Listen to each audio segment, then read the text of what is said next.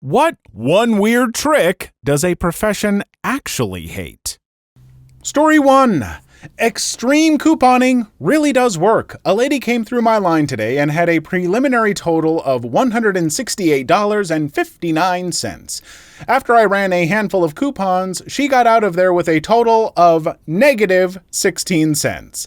That blew my effing mind. Even though it was in my line, I could only smile and laugh at it. I wasn't even that excited when I used to watch that show on TLC back in 2008. We paid her to take merchandise off our hands.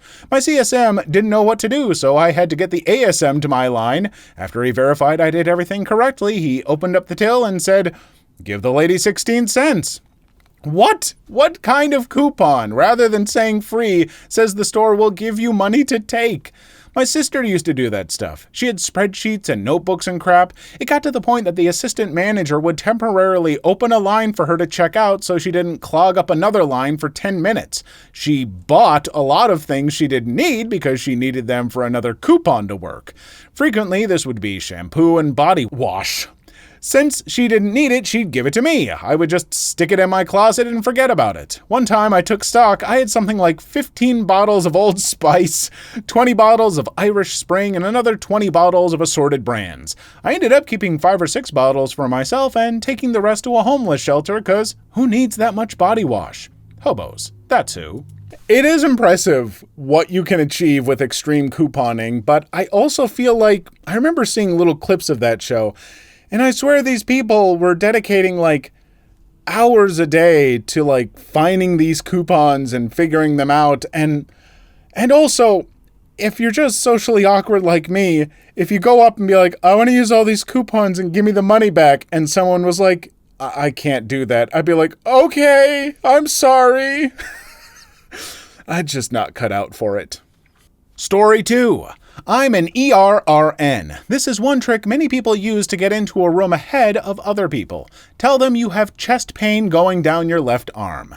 We take that seriously and will bring you right back. The reason we hate this is more than the fact you are a douche that just cut the 95-year-old woman waiting for 4 hours with back pain.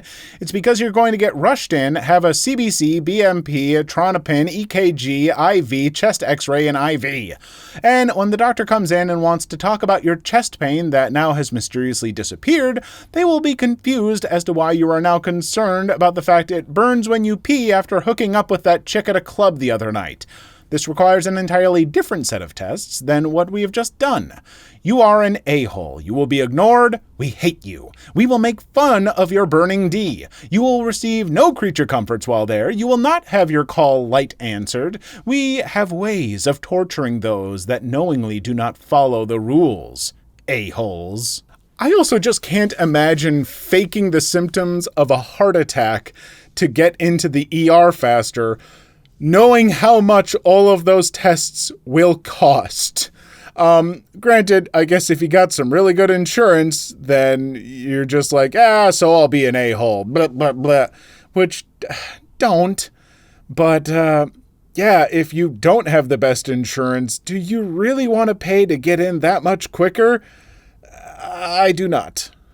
Story 3. I work as an internet sales specialist for a chain of car dealerships, and if the average person knew how easy it is to get the cheapest possible price on a new car, I wouldn't have a job. Literally, all you have to do is start a bidding war between 2 dealerships, submit inquiries online to both of them, and explicitly tell them that you're shopping. Anytime one of them comes at you with a deal, just present that number to the other one. They're going to keep trying to beat each other until they finally can't anymore, and that's when you have your cheapest price. The real kicker to this is that dealers trade vehicles between them all the time, and the market isn't as saturated in new cars as you might think. If you're looking for something very specific and not super common, there's a good chance that they're trying to sell you the same car. Story 4.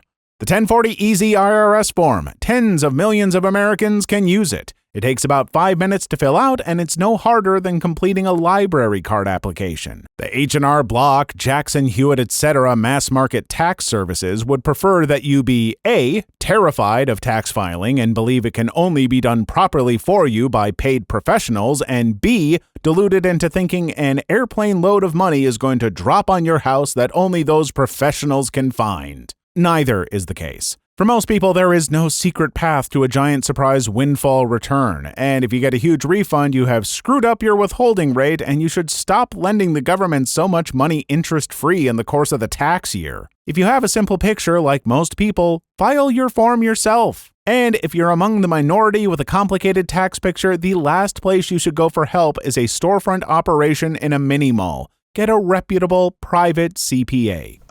But I'm too lazy to go and find a reputable private CPA, and I do a bunch of freelance work and stuff like that, and when I tried to do it myself, I got confused, and so I gave up and I went and I got my taxes done by someone who is very expensive. But I don't know, they're just sometimes, I'm one of those people who gets overwhelmed easily enough that I'm willing to pay to not. Story 5. The electric company does actually hate a lot of the one weird tricks because a lot of those weird tricks can actually cause what we refer to as one weird death when someone gets electrocuted by some butthead electrical nightmare bullcrap capacitor scheme. Or is running a not-to-code grid-tied electrical science project and backfeeding what should be a dead circuit. Or hooks a generator up backwards through a 240-volt outlet after a storm to power the house and doesn't open the main breaker first. It works, but it could also kill someone if not done right. Edit. I have to say this, don't try any home science projects on your electrical system. Get a licensed, trained electrician, preferably one with good references, to do any electrical work. Many wiring schemes will work for years until they don't, and then they cause instant death or a fire. Recently had to replace a ceiling fan. The contractor was horrified to see what was going on above it. I could tell he really didn't want to have to put a new one up there, but was also scared to tell me that. I was perfectly happy to just install a simple dome light instead. I will not burn my house down over a fancy fan any day. Story 6. Used to work for the city, my job was to keep the libraries and public buildings' lawns clean and well-trimmed. Well, this one weird trick where instead of bagging up my grass clippings, I'd blow them into the street so that it was no longer under my job description to clean it up. My foreman hated that one. Story 7. Electrical engineer here.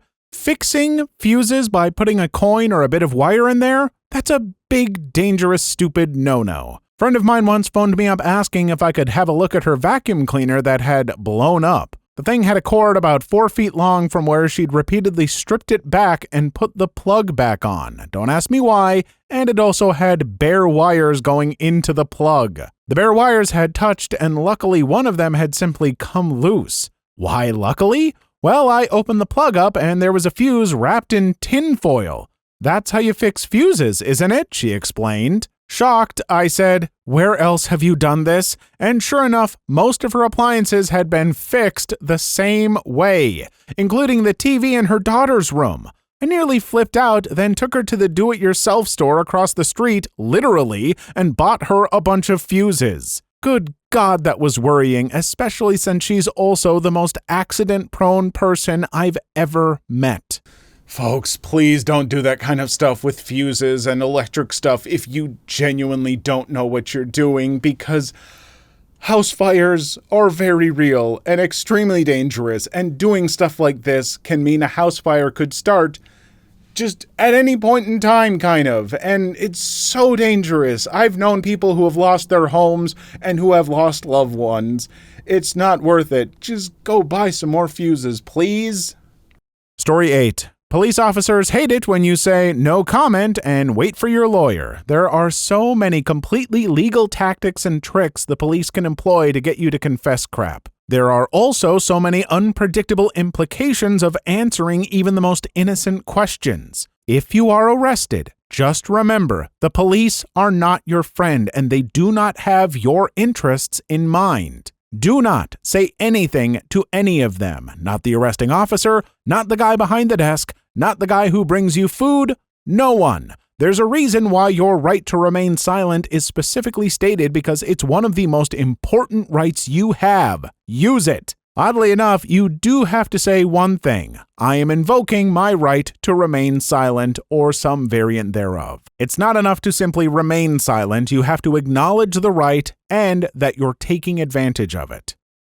Story 9. Ask your hospital if they have a prepaid discount for most of their procedures. We did not have maternity insurance when my wife got pregnant with both our kids. I went to the billing office 6 months before she was due in the nicest hospital in our town. When I asked how much labor and delivery was, I was quoted in excess of $12,000. I simply asked if there was a discount if I paid in advance. I was quoted $2,900. I made payments for 6 months, about $500 a month, and walked into the hospital on the day she went into labor. Delivered, stayed for 2 days, standard, and walked out.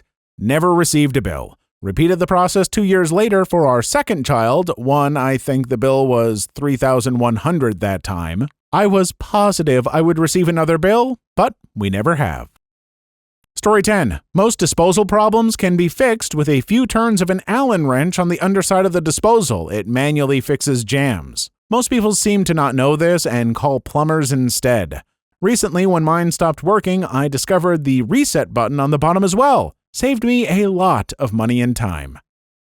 Story 11. The 7.3-liter turbo diesel is one of the finest engines in the world, but it has a huge flaw in the design of the wiring harness that communicates electrically with the injectors under the intake valve cover. This harness works itself loose over time and eventually will present all sorts of issues in your truck. Check engine light, stuttering and shaking at particular throttle positions, injector missing, etc. Well, if you take a US quarter coin and use an angle grinder to cut the quarter down to the right size, you can wedge it into the wiring harness connector, forcing it to stay connected tightly for pretty much ever. This is known as the 50-cent fix because you have to do it on both sides of the engine. Aha! So finally now, if I get myself a diesel truck that happens to have this specific engine and these problems start happening, all I have to do is find out what the rest of those terms mean, and then I can maybe fix it myself, assuming I don't screw something up in the process. And when it comes to vehicles, I absolutely will. Oh, you genius. Story 12. Accountant here, and I used to work for an accountant that specializes in tax work, filing personal income taxes for clients. These accountants hate it when people are smart enough to do their own taxes. But here's the thing, filing taxes is easy. In most cases, your taxes are extremely easy to file. Take your tax slips, enter those numbers into a free tax program, and file it. In some cases, it only took about 10 to 15 minutes to complete a client's file, and we charged them a few $100. Want to avoid paying so much money for an accountant to file your taxes? The one weird trick is to get off your butt and punch in your tax info yourself. You literally just look at your piece of paper and type it in.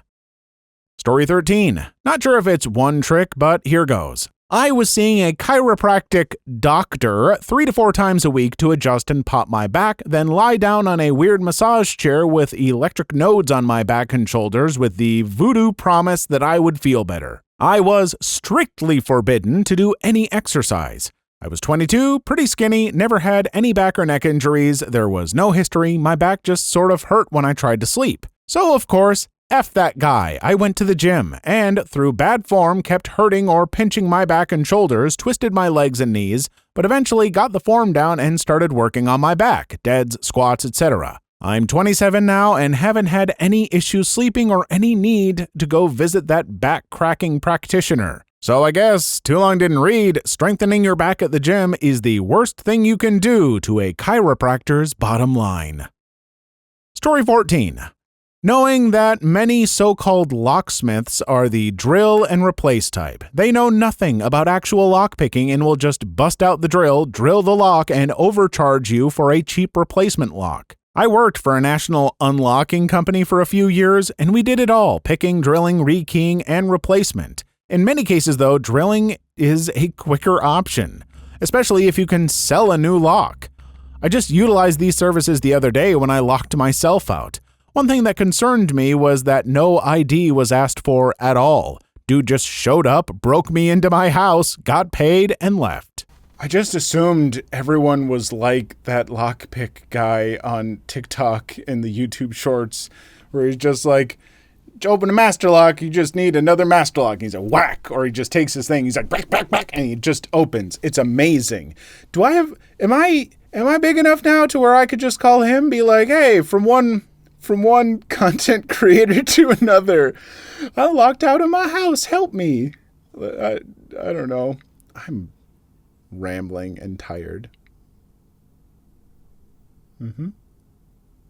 Story 15. It's almost invariably thinking you can do away with an entire profession by using one weird trick. As a former web designer, for me, it's thinking your nephew who knows about computers and has done his own web page is a viable alternative to a professional web developer for your company website. But you said you liked the dancing skeleton and flame gifs. Story 16. Eating less and regular exercise is enough to lose weight in most cases. You don't even have to exercise, even though it doesn't hurt, of course. If you eat less calories than you use, you lose weight. If you only eat junk food until you reach that limit, however, it's not very healthy. Story 17. At gas stations, at least in my state, they have to turn on the air for you to inflate your tires if you ask. No need to put quarters in the machine. The gas station attendants always make a sour face when I ask, so I assume they hate it. Free compressed air. Do we not understand how many people on the internet are socially anxious and would never ever do that? Because I promise you, I'm happy to pay $1.50 to not have to interact with a person. I don't care if they would be happy to turn it on for me. If they were doing anything at all other than I wouldn't want to bug them. I'd be like, no, it's worth the money. I don't care. I can't do this. Story 18. Gift cards don't expire in the state of California. If a gift card has a monetary value, i.e. a $50 Amazon gift card, then it legally can't expire. If it says that it has expired when you try to use it, contact the retailer directly and inform them that you live in California. They will issue a replacement.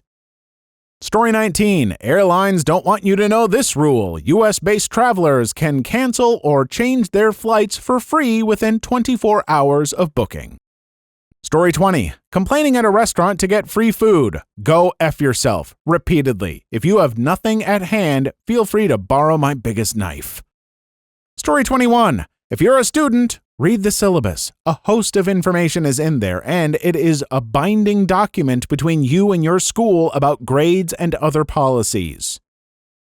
Story 22. Ordering glasses from Zenni Optical online for $12 instead of paying $250. Yes, that price of $12 includes frames and lenses. Story 23. Yelling, "Am I being detained?" repeatedly to a police officer will get you off any crime. What is my crime? Eating a meal? A succulent Chinese meal? Get your hands off me. I see you know your judo well, sir. Somebody better get that reference. Story 24. If people knew how often I Googled their IT questions, I'd be out of half a job. Story 25. I used to work at Arby's, so the secret trick there is to not eat at Arby's. Please leave your story in the comments. I would love to make a video on them in the future. Also, don't forget to like and subscribe.